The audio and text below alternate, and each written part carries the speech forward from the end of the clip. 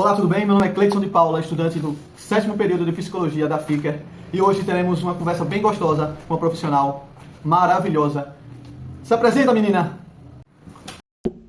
Olá, boa tarde. Meu nome é Manuela Gomes do Carmo, eu sou psicóloga clínica e eu estou aqui na Clínica Mel para ter essa conversinha com vocês. Manuela, para começar esse papo, poderia nos contar como foi a sua trajetória até chegar à Clínica Mel, como surgiu a proposta, o foco da clínica, quais são as principais formas de atendimento realizado por vocês? Para mim, a minha história com a psicologia, ela iniciou há muitos anos atrás, porque eu primeiro fiz a formação de técnica de enfermagem. Então, eu como técnica de enfermagem, eu tive muitos contatos com pessoas, que tinham, além das questões físicas, tinham também questões emocionais. E aí, nesse caso, eu comecei a trabalhar numa psiquiatria e logo me apaixonei pela saúde mental. Então, para mim foi fácil a escolha do curso, assim como foi fácil a escolha de estar aqui trabalhando com pessoas com transtornos mentais dentro dos seus agravos.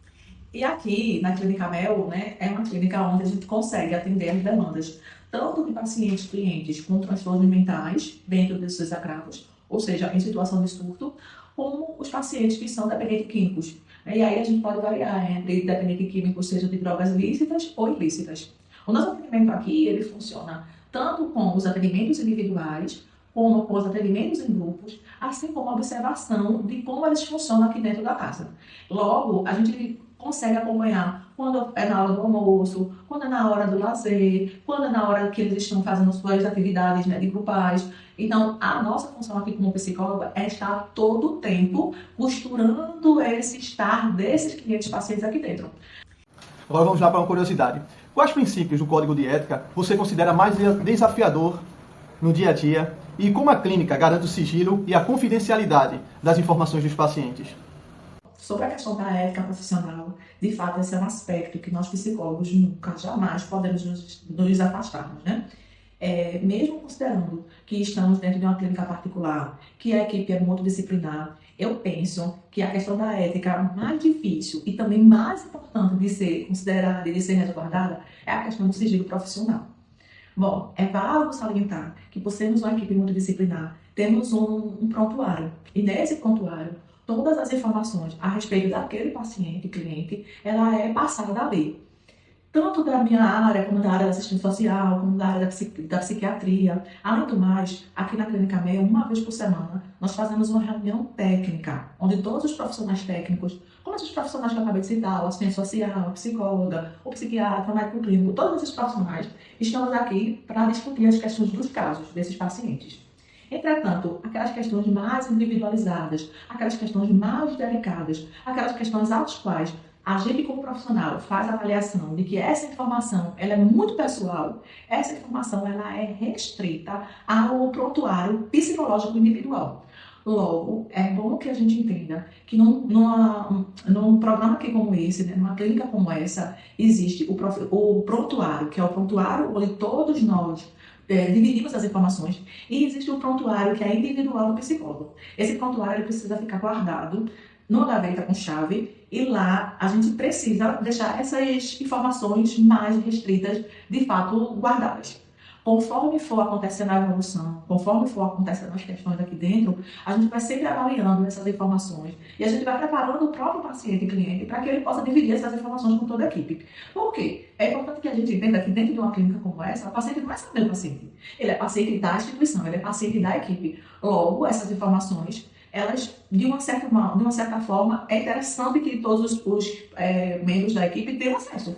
Só que, como eu estou explicando, a parte que é mais individual, a parte que é mais delicada, a parte que é mais sensível, a gente resguarda nessa parte do prontuário. Existe também a questão da avaliação psicológica. Então, nós, psicólogos, fazemos essa avaliação psicológica. E essa avaliação ela também precisa ser contida no prontuário multidisciplinar. Contudo, existe a avaliação que é muito minha, que eu ainda não tenho certeza. Existe a avaliação que ainda é muito verde, onde a gente apenas está pensando sobre o assunto. Esses questionamentos, que são os questionamentos que nos ajudam como profissional a construir um enigma a respeito do paciente, esses pensamentos, essas dúvidas, que vai nos ajudando como profissional a nos guiarmos em relação à ética do tratamento que a gente vai adotar com aquele paciente. Esse pensamento ainda é muito verde, ainda é muito meu. Como a clínica assegura os direitos do paciente no processo terapêutico? E quais as responsabilidades o psicólogo assume ao atuar em uma clínica particular, especialmente relacionada à sociedade e ao conselho de psicologia? Eu acredito que muito se questiona, né, sobre os direitos dos clientes pacientes que estão internados numa clínica como essa. É importante a gente realmente fazer esse pensamento. É importante, de fato, a gente fazer essa discussão. Porque essas pessoas que estão aqui, elas em geral estão por necessidades de saúde mental, né? Eu sempre trago que quem está doente se trata. E aí, quando a gente entende que essas pessoas estão doentes e a gente entende que a nossa função é tratar dessas pessoas, a gente vai compreender quais são os direitos dessas pessoas. Veja, atualmente, esse tema, nessa nomenclatura paciente, ela tem sido muito repensada, porque o nomear é extremamente importante. Quando eu nomeio uma pessoa apenas como paciente, eu estou na expectativa que essa pessoa ela apenas esteja aqui para receber um tipo de tratamento. E não é assim que funciona.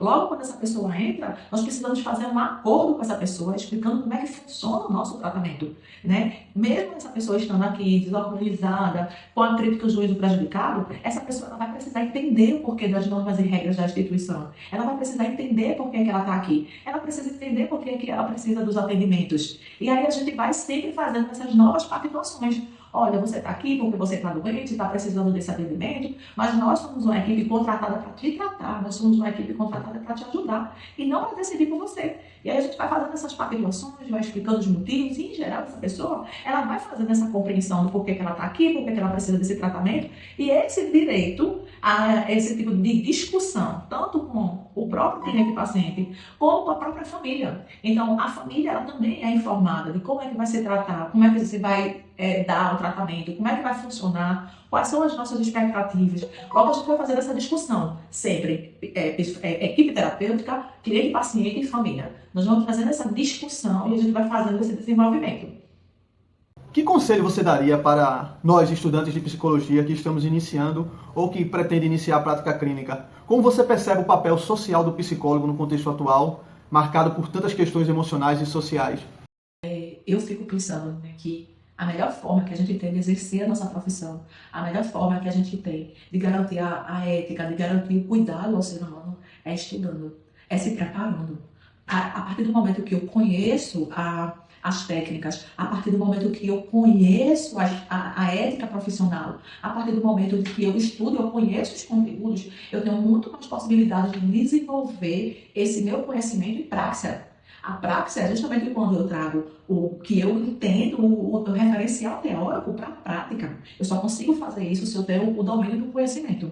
Eu acho que é muito delicado quando alguns estagiários, ou quando a gente como estudante, a gente tem essa coisa de que, olha, eu pensei assim, eu acho isso, eu desenvolvi assim. Bom, não é assim que funciona. Psicologia, ela é uma ciência, e como ela é ciência, ela precisa ser comprovada os resultados. Como ciência, eu preciso ter um referencial teórico, eu preciso ter um escopo que eu estudo sobre isso. Eu não posso simplesmente achar as coisas e fazer as atuações. Eu olho para um treino paciente, eu digo, eu acho que esse paciente tem depressão. Não, não é assim. Eu só sei se eu estudar e eu converter esses estudos numa prática. Se eu participo de uma clínica como essa, se meu trabalho é multidisciplinar, minha gente, um trabalho multidisciplinar ele é extremamente importante. Mas o profissional de psicologia ele tem que saber se posicionar. De nada adianta eu estar numa reunião técnica, onde o médico está de um lado, o assistente social está do outro, o psicólogo está do outro, e eu não sei me posicionar eticamente, nem teoricamente sobre aquele conteúdo.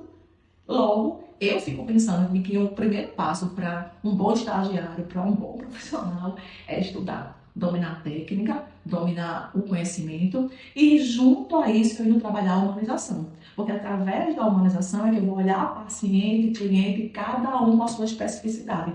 Para cada cabeça, um chapéu.